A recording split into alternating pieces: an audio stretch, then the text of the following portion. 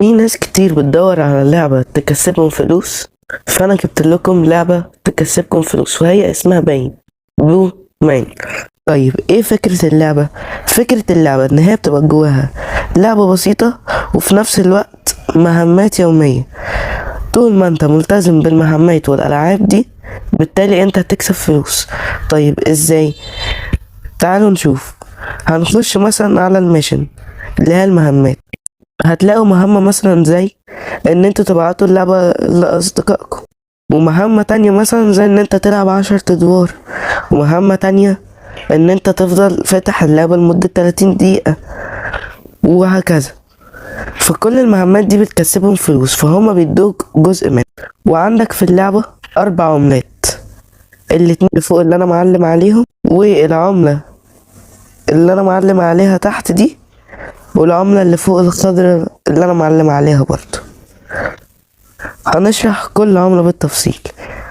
العملة الخضرا دي معناتها ان الواحدة منها بجنيه، اما العملة الصفرا دي 1000 منها بجنيه، زي ما هو كاتب 10,000 ب10 جنيه، وانت ما تقدرش تسحب الا لما يكون معاك 5000 منها.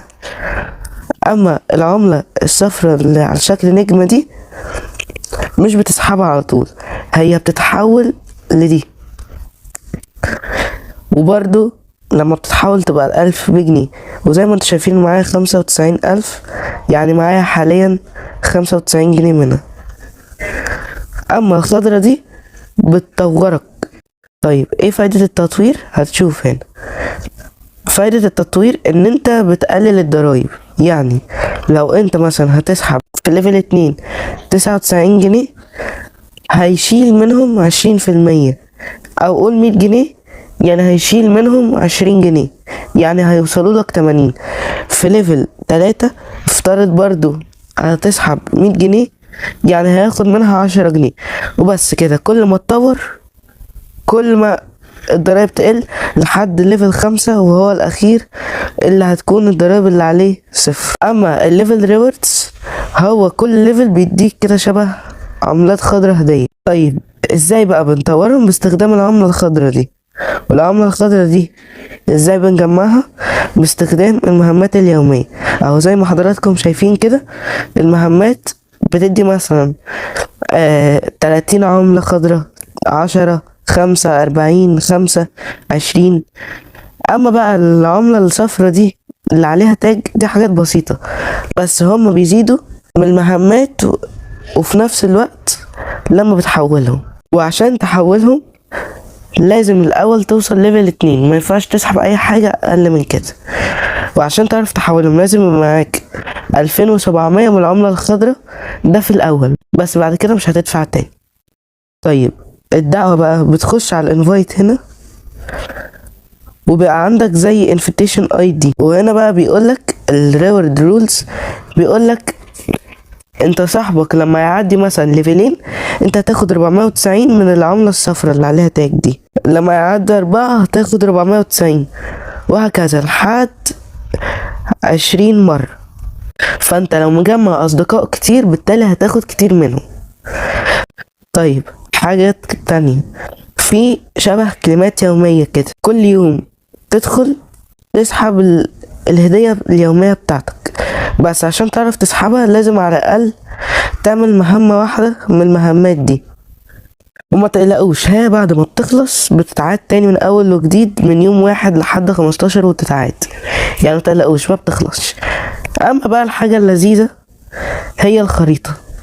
الخريطة دي بقى التكتات الزرقاء دي بتقدر تفتح زي الحاجات الكويشنز دي.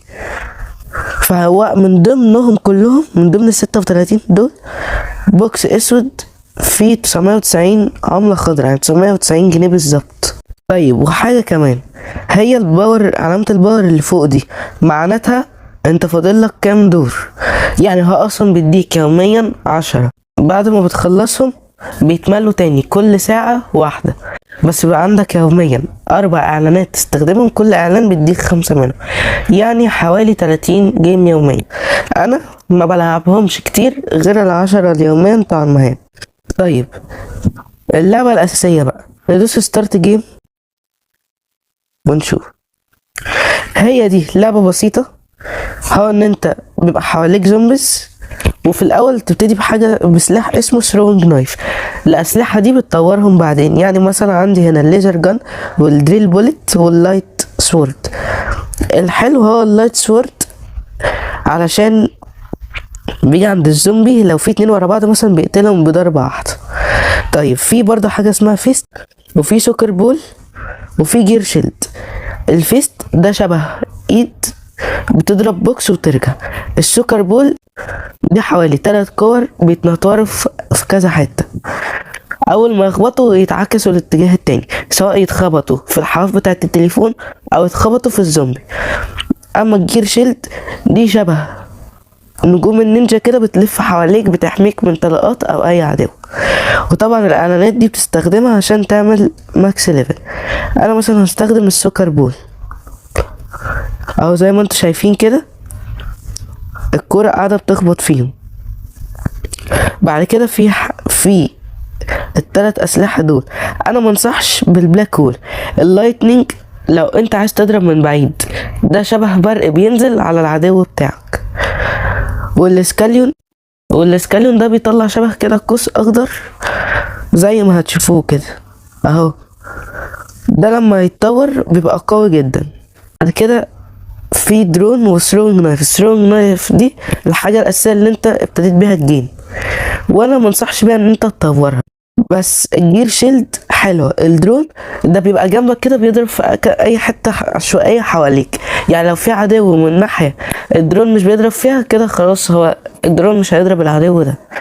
فالجير شيلد حلوة تحمي اهي، زي كده ما انا بخبطها في الاعداء بتضربه. وفي حاجة اسمها بالم. البالم ده شبه كف بيضرب، انا منصحش بيه. فنكمل بالجير شيلد، بقى 4 بدل 3، فكده انا طورته. بعد كده كتب لي بص انكمنج. في اللايتنينج والثاندر هامر. الثاندر هامر ده منصحش بيه، ده شبه شاكوش كده بيضرب تحتيك، بيعمل شبه سماش كده، خبطة او كهربا، وده بتبقى ضعيفة قوي فمنصحش بيه. ممكن مثلا نشوف اللايتنينج او شبه برق بقى بينزل على البوس بتاعنا. انا ممكن مثلا اقعد الف حوالينه اخبطه بالنجوم اللي حواليا، وبس كده انا كسبت. هذه اللعبة شوفوا بيقول لي انا خدت 6000 من الكوين الاصفر ده، بقوا 241 بالعملة الصفرا اللي جواها نجمة. يعني معناتها العملة الصفرا اللي جواها نجمة دي بتساوي 1 لكل 22 من العملة اللي انت بتلعبها في الجيم، دي بتبقى جوه الجيم. وفي اول كام ليفل كده بعد ما تنزل اللعبة بيبقى بيديك عملة خضرا كمان، العملة الخضرا اللي هي الواحدة منها بجنيه. وهكذا بقى تقعد تلعب وتجمع وتحل ميشنز اهو، مثلا زي اونلاين تايم اخدها ريسيف، وبس كده.